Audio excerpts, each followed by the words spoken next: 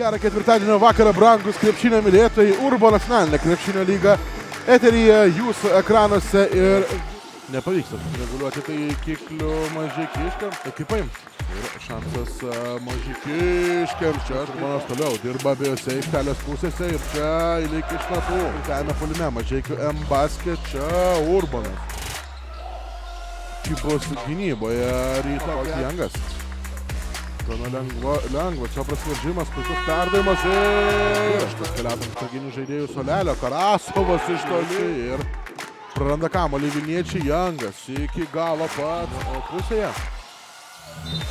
Ir čia štai tai, sėkminga svečiams ir pavyksta užpulti ir kitoje aikštelės pusėje Mažeikių krepšininkams. Šiame susitikime Jangas pasikviečia perėmė. Kamuolį Vilniečiai, Stuknys iki galo šansą greitajame puolime, čia užmynės. Blokuoja varžovo metimą. Ignas Urbonas, jo taškai Urbonas. Iš toli atakuoja krepšį ir sėkmė dabar Vilučiai.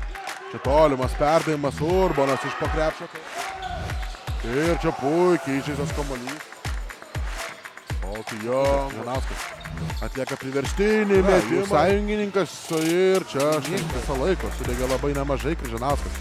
Ir vėl greitajame puolime Žanauskui, na ir čia jau laiko, tiesiog nebeliks 2 sekundės. Liekam šiai atakai ir kumštukus į viršų kelia. Marius Kiltinavičius laukia, ilgai laukia šio momento po 5 paeiliui.